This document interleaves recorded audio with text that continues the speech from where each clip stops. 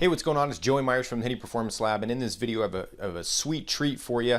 I got an email from a dad, Mike. He was talking about his 16-year-old daughter, Kelly, who gave up travel softball for the last 6 months because she was just burnt out. She wasn't seeing any results. She was really struggling with hitting. Mike had read my book, The Catapult Loading System, and started to work on her swing. And there are some cool things that he used, what I call Jedi mind tricks, where you set your hitters up for success, especially if you're a parent, father or mother that are working with your daughter or son, on how to get them in the cage actually doing their work. You'll have to go to the blog post itself. If you're watching this on YouTube, just click the link directly below this video into the About section, and you can read some of the things, some of the strategies that Mike used, I think brilliantly, get his daughter to set her up for success and not overwhelm. So in this video though, I wanted to show her before and after swing. So just to set this up, there are a few things that we gotta get out of the way first. Basically this is the before on the left, this is the after swing on the right. There's only a day difference between the swings. Also, you'll notice this is a game swing over here on the left, and this is a tee swing on the right. So I will address some of the not concerns, but some of the reasons why Mike had in his analysis that's also contained in the blog post that I'm not gonna go over in this video, but you can go check out. But also you'll notice that this is a back view and this is a front view. But like Mike said, you can definitely see the differences in the swings just from these two views, even though they're not the same view. Okay, so yes, the game swing versus tee swing, but we're making progress. So over here on the left, you're going to notice the racing back elbow. You can see that this back elbow here racing past her hands. You can see she's got a pretty wide stance. I don't know if I would stick with that. I don't really mess with stances too much and just let the hitter kind of fool with it and whatever they feel comfortable. Just want to make sure they're athletic, they feel athletic. But Mike felt that this was a little too wide, and having her stride, he wanted to eliminate it because she was stepping in the bucket, which we will talk about in a second, in a few moments here, how to address that. He eliminated that to get the results over here on the right of what we're going to see. Oh, the other thing was she was flying open a little early with her front shoulder. Her shoulder and her hip were moving at the same time, kind of opening up at the same time. You know, this is Mike, and I taught this too back in the past, is leading with your hips and really driving your swing through your hips. And he admitted, I assumed to his daughter that wasn't the right thing to do after reading the book and how the spine works.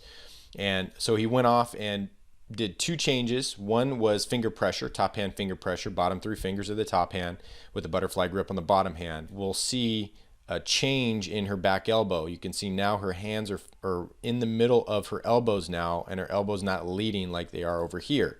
Again, this is a game swing versus a tee swing, so I don't know after a day if she's going to look like this in a game, but we're still seeing a change. Okay, from here we would progress to soft toss and see how she does with that, and then we would go to the game. But what I'm seeing with a lot of my hitters, not all of them, but a lot of my hitters, is that the finger pressure alone is fixing racing back elbow bad drag. So we got this back elbow racing past the hands. This isn't a very strong position. The other thing that Mike had observed is that her barrel path is much more stable. She's not dropping the barrel below the zone and then bringing it back up and rolling over like I see a lot of hitters doing.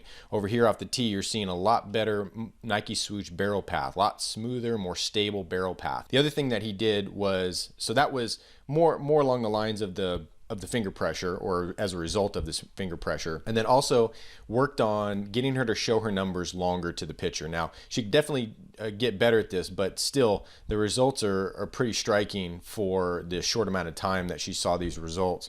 But showing her numbers a little bit better, loading her torso in that springy fascia that's like a cotton candy or spiderwebby like material that goes from throughout your whole body. But we're focusing when we show our numbers of compressing and creating tension in the torso specifically. And we're seeing her really use that very well. And so we're seeing a lot more power. She ended up with 2 home runs in 2 games. 2 home runs, I think she was like 5 for 5 with 2 homers.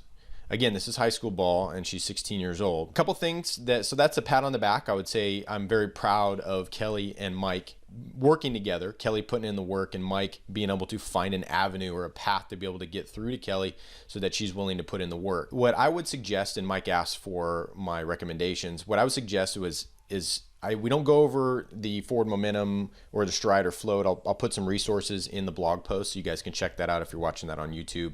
Some other posts that we talk about that in depth. But my suggestion is to now add in, to start on the stepping in the bucket RNT drill, reactive neuromuscular training drill, that I'm going to put a link in to the original blog post. Start on that. For that, I would say that would be next. Then start adding in a little bit of a stride or somewhat of a float. Stride could be I don't recommend for my softball players a high leg kick or a medium leg kick, but maybe a slide step or a toe tap. Toe tap is a lot of my friends that work with a ton of fast pitch softball hitters. They do a toe tap. Something like that would help Kelli with her timing, especially now that she's got the finger pressure down. She's working on showing numbers, possibly even maybe doing some side bending stuff, some down shoulder angle stuff, hiding hands. You can probably work that first, then go stepping in the bucket, and then kind of work on some float stride timing mechanism. So it could be, like I said, a toe tap or a slide step or whatnot, and then work on some forward momentum. Get her body weight shifting behind her front leg and getting her to unweight that back leg. And I mean, the sky's the limit on where Kelli's going to go. So again, I'm proud of both of you, and keep up the hard work, Kelli. And other than that, make sure we're swinging smarter by moving better. Did you know that size does not matter? You know how frustrating it is when your smaller hitter can't hit the ball out of the infield with any consistency. You may also have fears your smaller hitter won't be able to compete at the next level and will surely be left behind. It's also a possibility you have a hopeless feeling because nothing else has worked up until now. And lastly, you may be holding a little envy for other parents whose hitter is bigger and seems to be hitting the ball consistently harder than yours. I've discovered some of these same thoughts and more from the parents of the hitters I teach both online and off. It's disheartening, but here's what I've found. That size does not matter when we're applying human movement principles that are validated by science to hitting a ball. And that's why I wrote the Catapult Loading System book, How to Teach 100-Pound Hitters to Consistently Drive the Ball 300 Feet book, that is now available for sale on Amazon.com. Now, once you read the book, there are a few things that baseball and softball parents and coaches will realize. A greater sense of confidence that your smaller hitter is on the right path because they'll be hitting the ball as far or farther than hitters double their size. A bigger sense of relief that the steps your hitter is following are validated by science, swing experiment results, and positive case studies from hundreds of other coaches around the country. How proud of the momentum your hitter will build in the right direction, and a constant state of joy because the consistently powerful principles your hitter is honing at practice will translate into game at bats. Now please click here to get your copy on Amazon today.